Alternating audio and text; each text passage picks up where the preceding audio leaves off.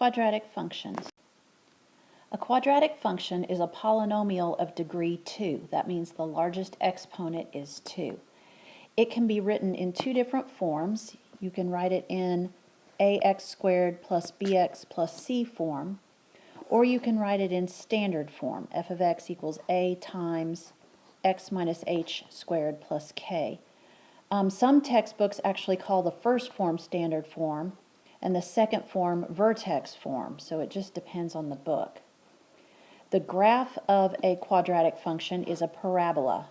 So if the a value is positive, then you have a smiley parabola. If the a value is negative, you'll have a frowny parabola. The graph of a quadratic function is given. Part A, find the coordinates of the vertex. Part B, find the maximum or minimum value of f. C, find the domain and range of f. So the vertex is the center point of the parabola. It's this point right here. And when you have graphs in your textbook, it's always easy to see, and they ask you to find the vertex. It will always be something easy to see. So the vertex for this parabola, which is the lowest point on a smiley parabola, it would be the highest point on a frowny. The vertex is at -2, -3. The maximum or minimum value is the y value. Maximums and minimums are always y values because it's how high or how low it goes. That's an up and down thing, and y's are your up and down. So the maximum or minimum value for this graph, since it's the lowest point, we have a minimum of y equals -3. And then part C, the domain and range. The domain is all of the x's from the farthest left x to the farthest right x. This graph goes forever to the left and forever to the right. So -infinity to +infinity, or you can write the symbol for all real numbers. The range, all of the y values from the lowest y value to the highest y value. The lowest y value is -3, and then the graph goes up forever. At -3, the graph is solid, so we have a bracket, and you always put parentheses on infinity. When a quadratic function is in standard form, we can quickly determine the vertex, the x-intercepts, and the y-intercepts. So these are the instructions to do that. You can see standard form, and if we want the vertex, it's the value of h and the value of k. But you change the sign of the h value, you keep the sign of the k value. That's why the minus is there in the parentheses. You can think of subtraction in a formula like that as meaning opposite. So it's the opposite of h and then k. Also in general, anytime you pull a number out of a parentheses, it changes sign. And if it's not in a parentheses, the sign stays the same. To find the x-intercepts, you're going to replace f of x, which is sometimes just written as a y, with a 0 and solve for x. To find the y-intercept, you can replace the x with a 0 and solve for y. So we're going to practice doing all of those things.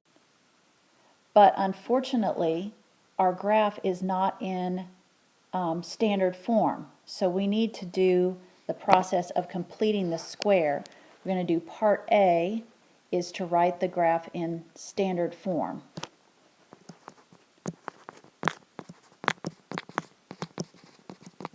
So we've got f of x equals x squared minus 6x. To do completing the square, the number in front of the x to the first power gets cut in half.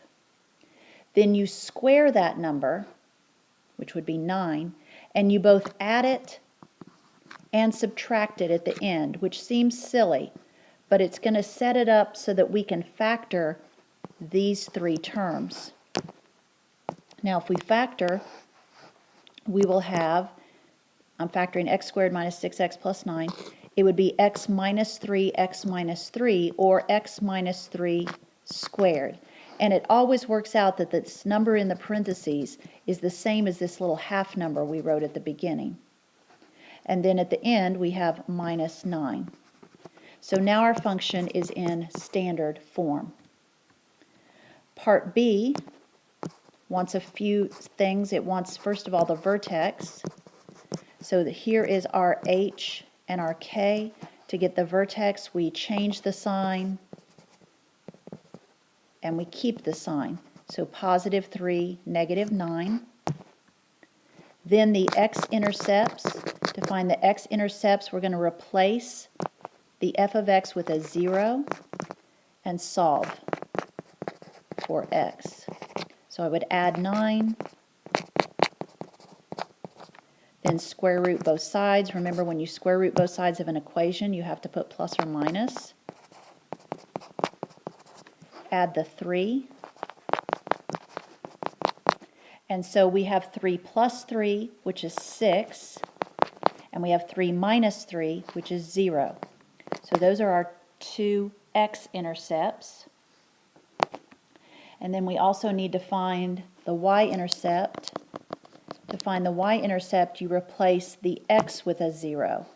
So we would have y equals, in parentheses, 0 minus 3 all squared minus 9, which would be 9 minus 9, which is 0. Part C wants us to draw the graph using the points that we've figured out from parts A, B, and C. The vertex is at 3, negative 9.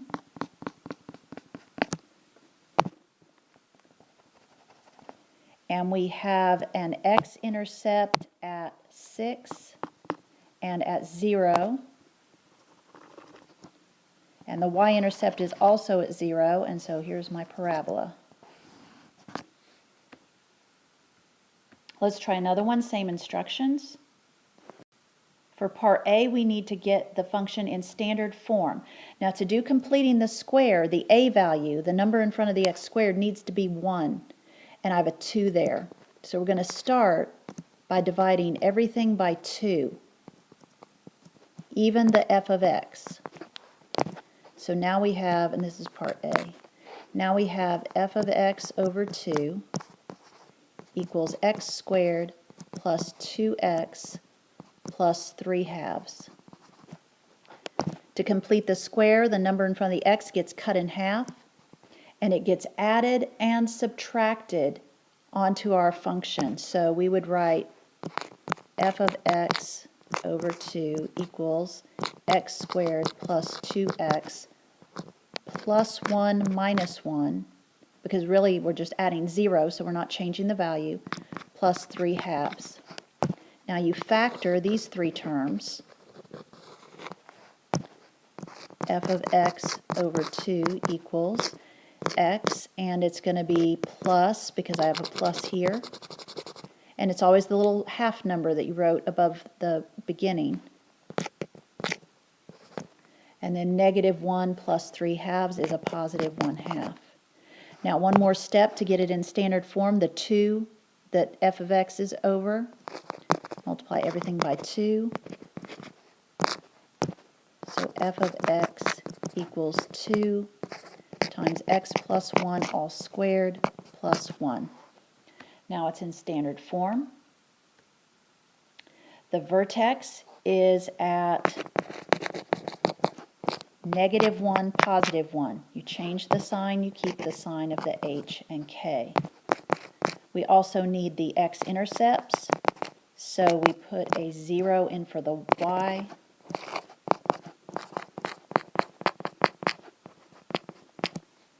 You would subtract 1,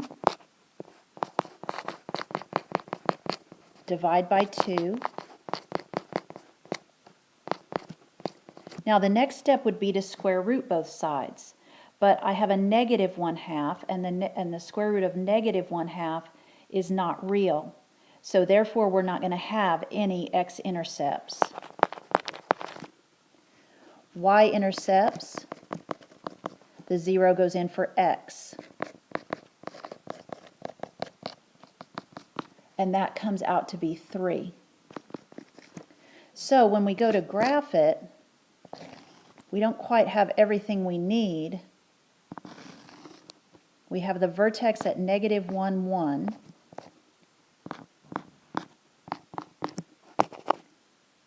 So negative 1, 1. And we know it crosses the y-axis at 3. That's the y-intercept. But if the vertex is at negative 1, 1, we know that's the middle. And parabolas are symmetrical. So from the vertex, if the next dot is right 1 and up 2, then I know on the left side I can go left 1 and up 2, and there will be a matching symmetrical dot, and then I can finish out the parabola. The last problem is a word problem. Parabolas model projectile motion. That's when something goes straight up in the air and comes straight back down. And so in this graph, the x-axis is going to represent the distance the ball has traveled, and the y-axis is going to represent the height. So this is the horizontal distance, and this is the height. Now this one's not thrown straight up and straight back down. This one is thrown at an angle of 45 degrees. Starting at a height 3 feet above the ground. So right there's 3 feet. And the speed is 35 feet per second.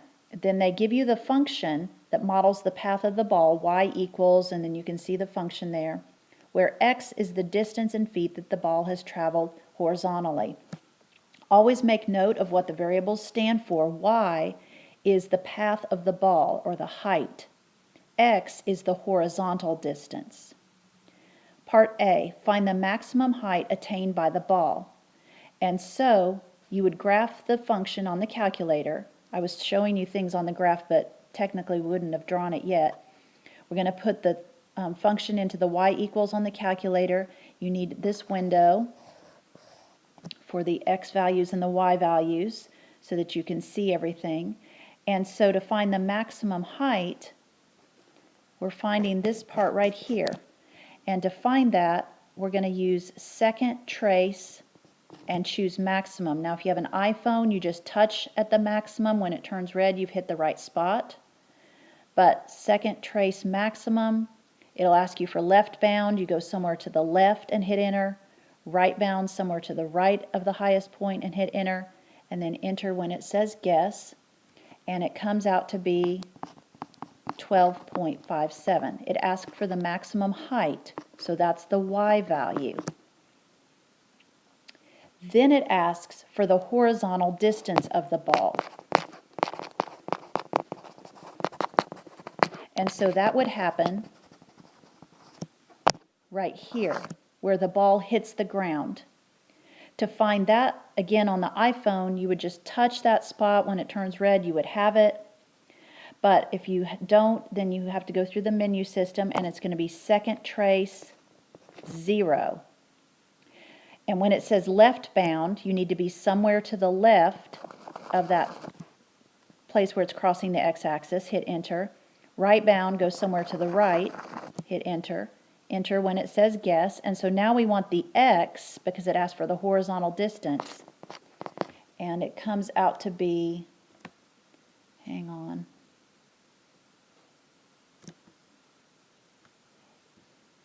it comes out to be 41.08 feet. For your homework, there's some homework hints and windows in the notes. So make sure you look at those at the end of the notes for this section.